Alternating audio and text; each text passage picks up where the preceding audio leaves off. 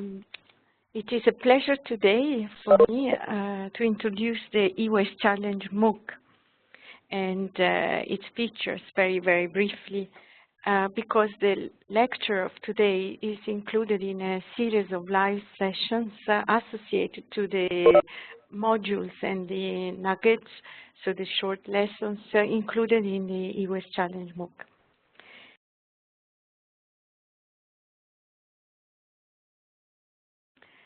The MOOC is a result of a partnership between the BRS Secretariat, the EIT, the European Institute of Innovation and Technology, ClimateKIC, which is Europe's largest public-private innovation partnership, which focuses on working together to address the challenges of climate change, and then the World Resources Forum and the University of Leuven, KU Leuven, in Belgium.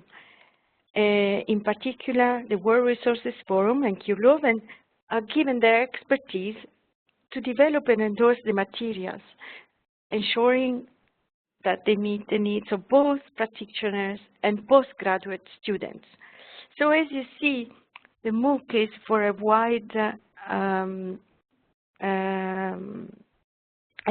audience, university students, policymakers, business managers, e-waste operators from both developing and developed countries. The MOOC is designed to be accessible to all, but also to provide enough depth and further resources for anyone who wishes to dig deeper into the topic.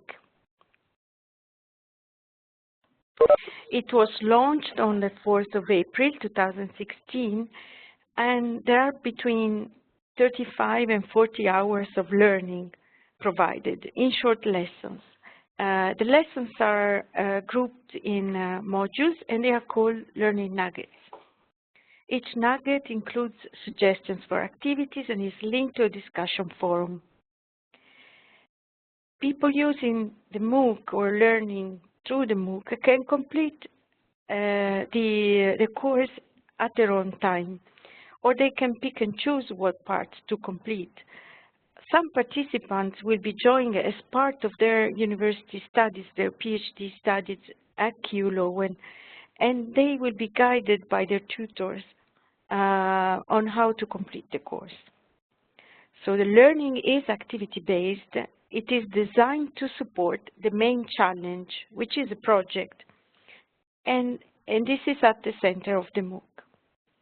The participants are asked to take action through the MOOC and suggest positive solutions in the context in which they are living or working. The MOOC is delivered on the ClimateKIC platform, the Innovation Primer, and is available at the link that you may know already, and we'll provide in this later on in this presentation.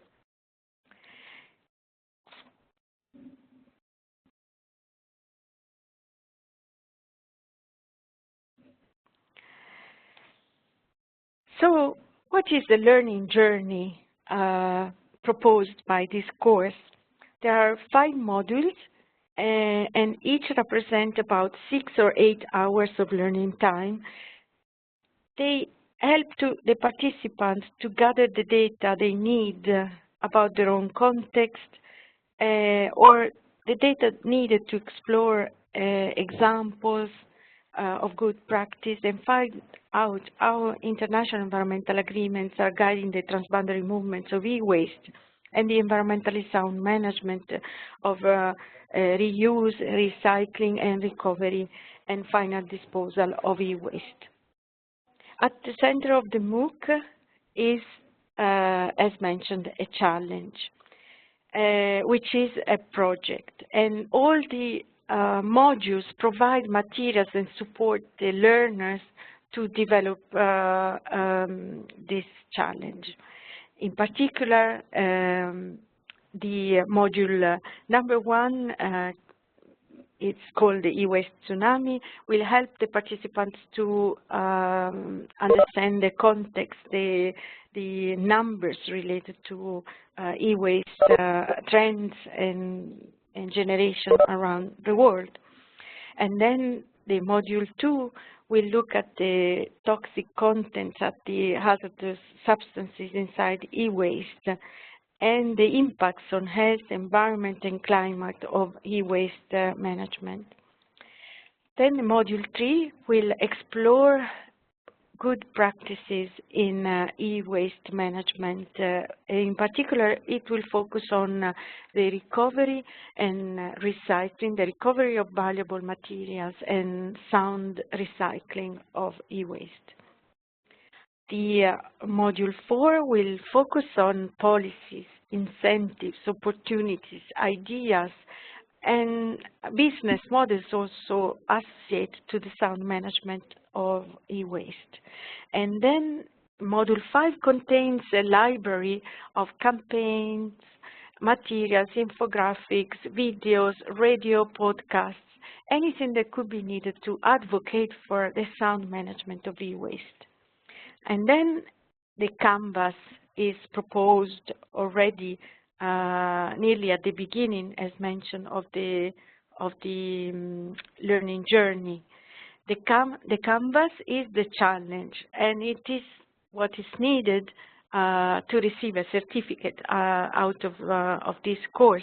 It is a project proposal on e-waste management. The project could be an improvement, an innovation, a campaign, a community initiative, a research project, or a business idea. It should have the potential to have a positive impact on environment and health, and to help to prevent human-made climate change. Each module, as mentioned, of the MOOC will support the participants to think through their idea and develop the challenge.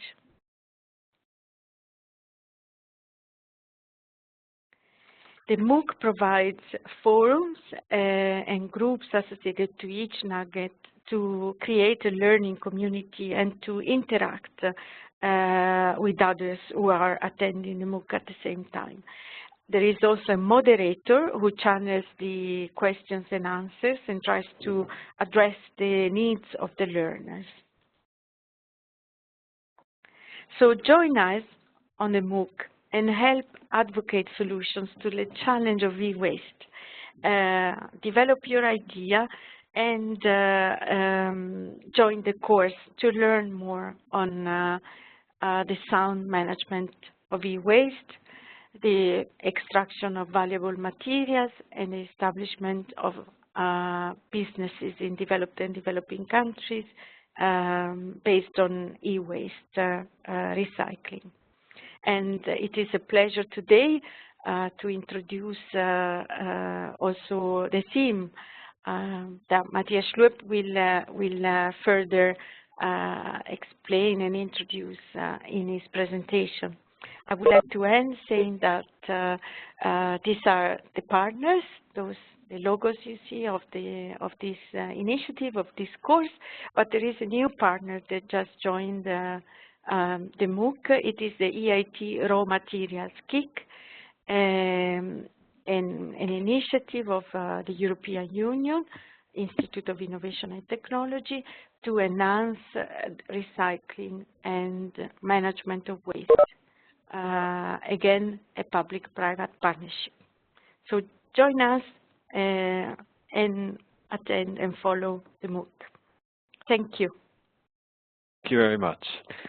Welcome everybody. It's a pleasure for me to make a presentation in this webinar for the MOOC e-waste challenge. I will talk about the key factors for sustainable e-waste recycling businesses in developing countries. This presentation and the content is based on our experience in several projects together with the United Nations Industrial Development Organizations in Tanzania, in Uganda, where we had 2 projects, as well as, and the main content comes from a recent project in Cambodia. It's also based on a long engagement together with the Swiss government and my former employer, EMPA, under the program Sustainable Recycling Industries.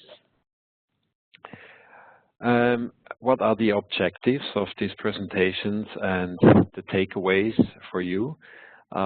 First of all, I want that everybody understands the business model for sustainable e-waste recycling in developing countries at the example of manual dismantling.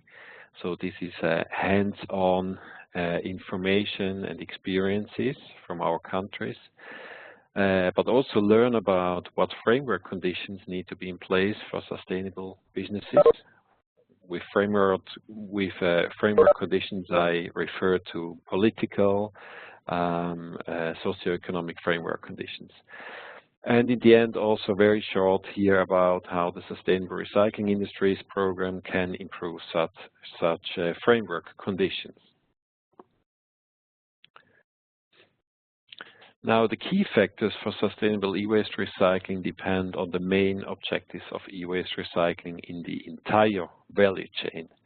So for us, it's important to look at where it starts. So distribution and consumption of appliances, the collection of the appliances, pre-processing, or however you want to call it, which includes, for example, manual dismantling, the end processing, which is dedicated mainly to the recovery of, for example, metals, and of course also the disposal. Objectives is very simple: distribution and consumption. We still want to, although these appliances can harm the environment when thrown away, but still we want to give access to everybody to this type of appliances. But we want to collect ideally 100%. Of course, this is an ideal number. It will never be achieved, but that should be the objective nevertheless. And then this is at the core also of my presentation. The objective should be the recovery of resources and the segregation of hazardous waste. So if you have followed this MOOC from the beginning, it's always these two things, that e-waste contains valuable materials, so we want to recover these resources. It also contains hazardous materials, so we want to take care that it doesn't harm the environment. And if there is a need for disposal of remaining fractions, it has to be a safe disposal. Reaching those objectives come at a cost, but also generate revenues. So hence, and this is the basis of a business potential, of course.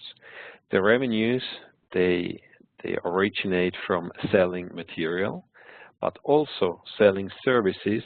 And I think these are the two main things I want that you understand. It's not just selling material. It's also if somebody takes care of your hazardous materials, he's selling the service to take care of your hazardous materials. So this is also a revenue. This has to be paid for. Of course, revenues, when we talk about developing countries, can come from seed funding or donations. It also can come from governmental incentives, like they give them tax reductions, or they give somebody who builds up a dismantling plant a cheaper land property to build up his plant. And then costs. This is very business model-like. It's all about investment costs. It's about operational costs. Maybe somebody, a business has to lend money, so it's about credit costs and, of course, taxes in the end. So all this brings us maybe to a business model. In order to develop this business model for sustainable recycling operation, revenues and costs need to be understood based on current conditions. So we need to be, these current conditions can be different in every country. So collection scenarios, type of waste input stream. So how can we collect our materials? And this varies greatly between countries. Whereas in Europe, this is a municipal collection or maybe partly private collection. In developing countries, e-waste is collected mainly by the informal sector. So you see, we have to understand how this system works in a country. The price, the volume and composition of the collected waste material, and you see the price of waste material. If some of you only know a European country, then you ask yourself, I never get anything paid for my material. And that's the case, so nobody pays really to get the material, to collect the material. Whereas in other countries, the consumer would expect that you pay him something for his waste. So you see also here, there are differences all over. Volume, of course, is key. How much, what is there, what's the potential? And the composition also, you will see that later, is a key factor, which will give you revenues or is more associated with costs. Then dismantling depth and efficiency. So what are the possibilities? How much can we dismantle? How efficient? So how well skilled are people in this kind of operations is an important factor. Downstream options. So where can I sell my recycling fractions? That, of course, has an impact on also how you're doing recycling. It also has an impact on how much money you will get for your fractions. So understanding the downstream options is also a key for your business. And then financing options. So what are your financing options? And I will talk about that a little bit later also, where you have in some countries, for example in Europe, but also in starting now in developing countries, something like advanced recycling fees, or somebody who takes care of paying the non-viable part of the recycling. In other countries you don't have that. So it depends very much what are the financing options.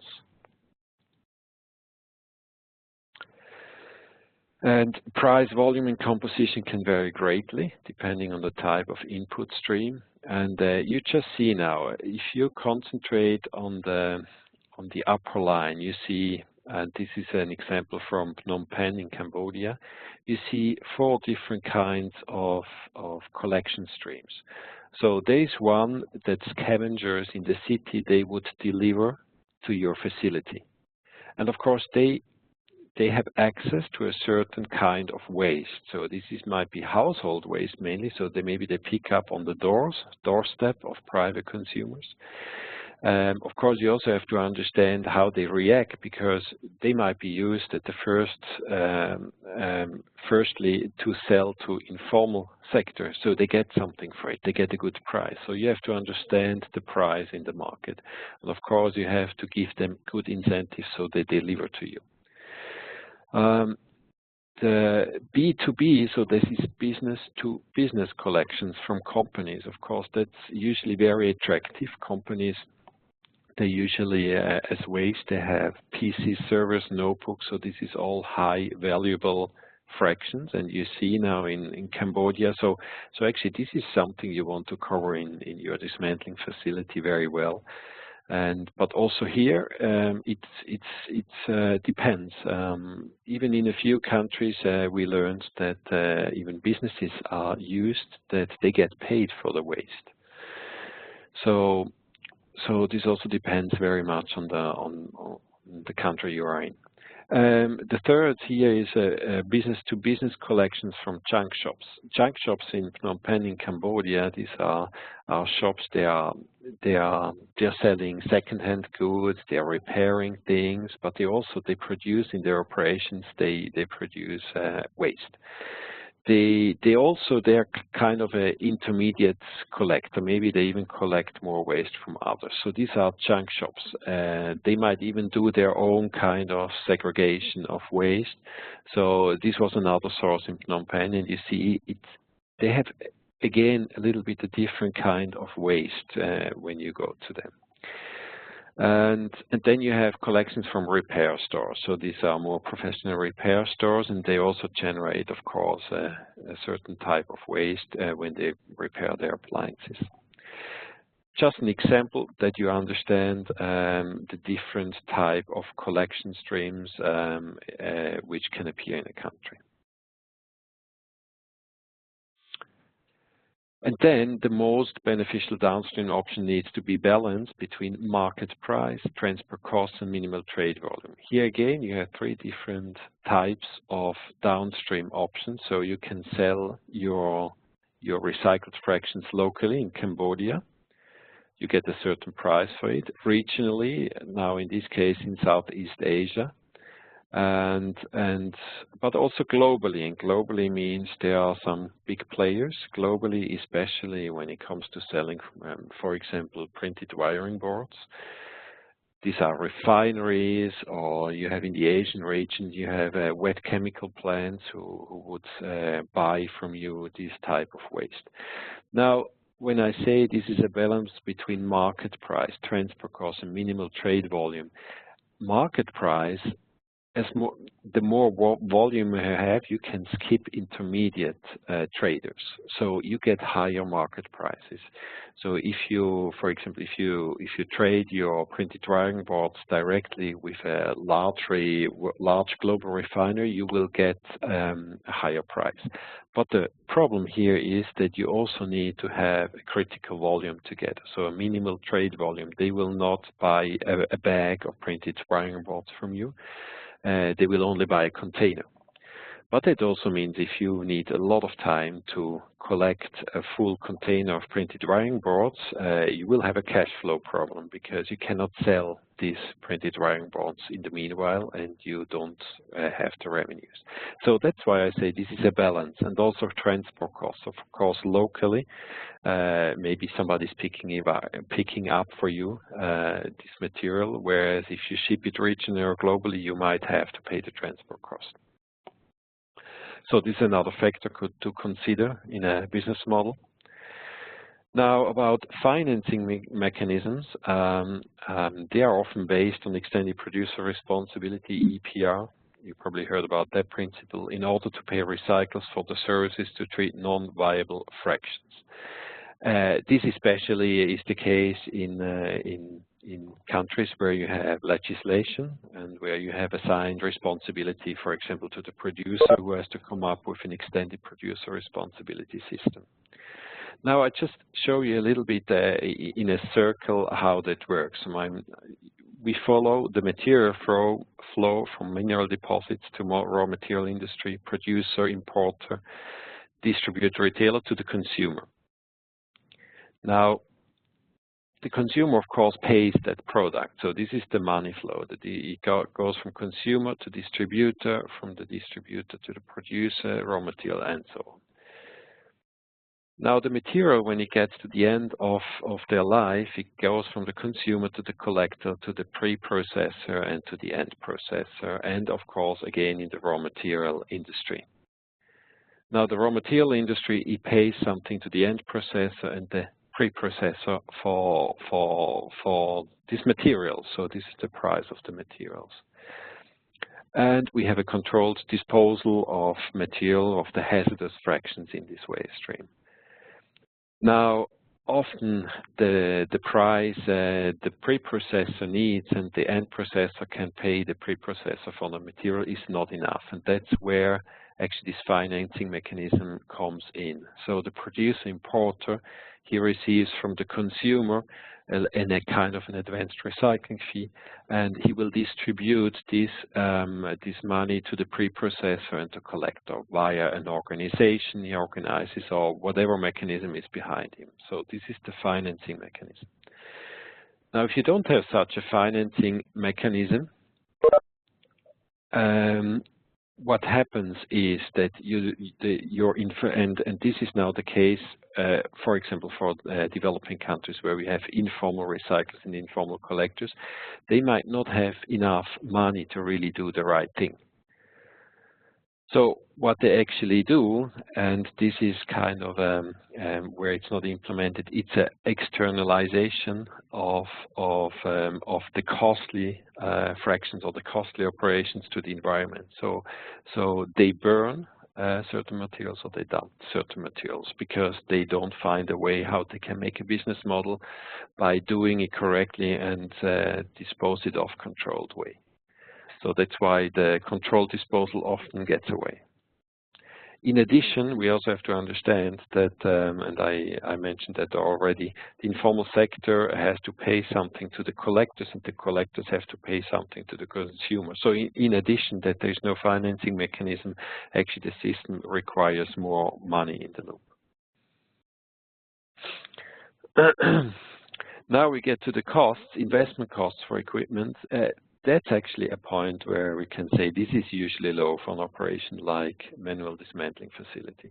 And you see now a little bit what this could be. This is again a scenario for Phnom Penh, which we calculated what we would need for really a professional and a sustainable business in Phnom Penh. So you see it's around $30,000 for investment costs.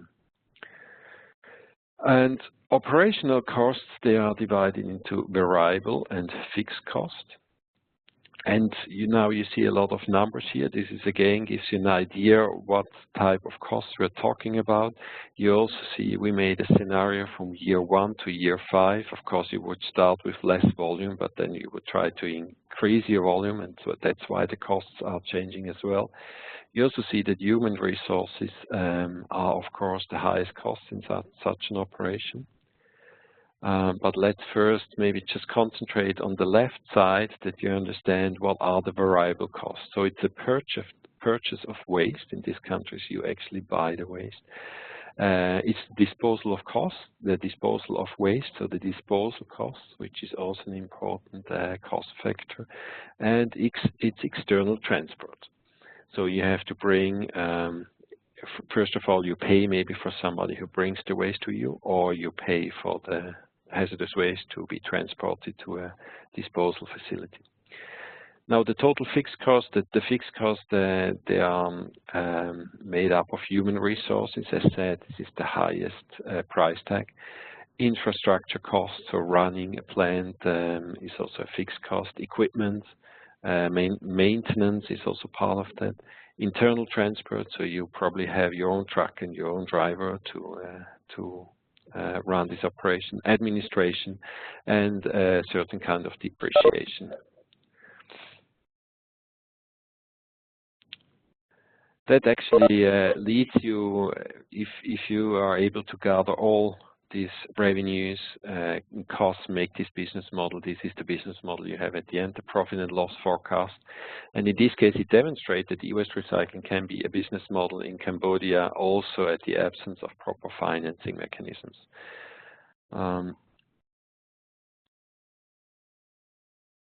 I hope you see the slide is a little bit cut, but I hope you can see all the numbers. You see in the first 3 years, you probably, you're not making any money now in this model, but towards the end of the 5th year, you're actually getting into positive operations. Now the success and sustainability depends on a multitude of parameters. Even though we saw that it can be positive, it also can be negative. We have made these calculations for other countries, like African countries, where we not in any case had a positive business model. So an effective collection system is a precondition for a successful recycling business. We also saw that cooperation with similar projects at the regional level to allow to gather critical volumes is necessary. You remember I talked about getting the container full of printed wiring boards. This is often only possible if you join together with other businesses and you try to sell this together. The dependency on global commodity prices has to be interpreted as a relevant risk for the business profitability. When we made some business calculation in Africa, we were actually at the height of the last 20 years of commodity prices. Now we're actually very low again. So these business models, these calculations, they change completely within this time frame.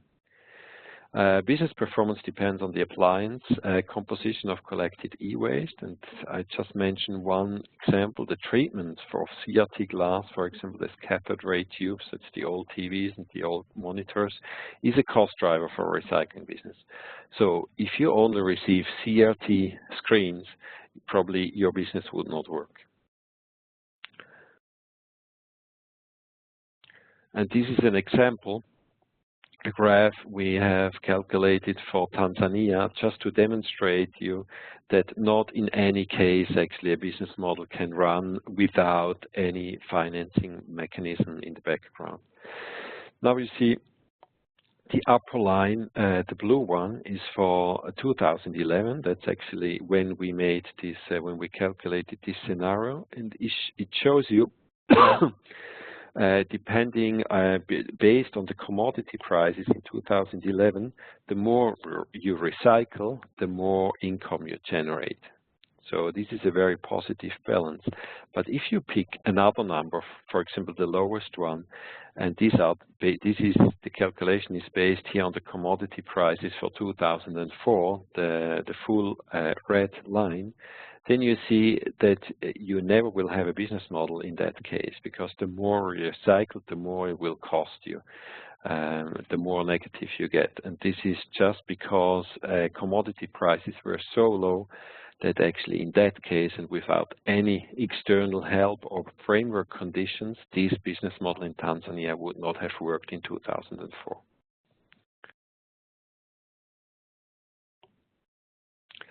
And therefore, a sustainable e-waste recycling business can only grow in combination with a comprehensive framework. And this is really true for anywhere in the world. So we need anywhere rules and responsibilities that are defined through legislation and standards to favor high standard operations and allow business to grow in a level playing field. And the level playing field is important, especially in developing countries, because you have, let's say, informal operations, but also semi or full formal operations at the absence of clear rules and responsibilities are not running their operations in a sustainable way. It's not to blame them, it's more to blame the absence of rules and responsibilities. Financing schemes are required for situations where the intrinsic value of the treated material is not sufficient for a break-even. So this is also an often heard misunderstanding that, that we think a business model is also a positive business model if the material pays for everything. That's not true, and I'm coming back to my thing that you have two main income streams, and that's selling your material, and the second one is selling your service of a recycling companies, of a treatment company for waste.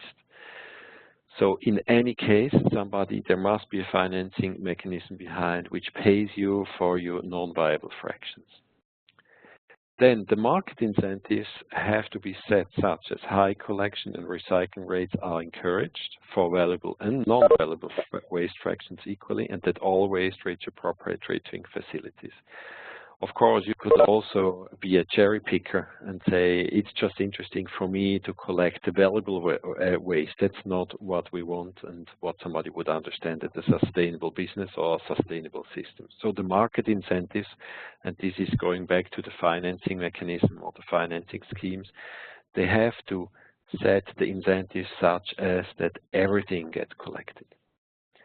And finally, regional cross-national cooperation models are supported, allowing recyclers to participate in the global market for maximum return of value for secondary raw materials. This is, of course, also a topic for the Basel Convention, since on the one side we want to ensure that not hazardous waste gets traded in a wrong way, but on the other side that the trade of commodities, of raw materials, is allowed in order to maximize these kind of operations in a sustainable way. Now, I want what I just said, I wanted to say in the words of Achim Steiner, the UNEP Executive Director. He once said, governments need to develop effective regulatory regimes that empower the market to respond positively to the challenge of e-waste.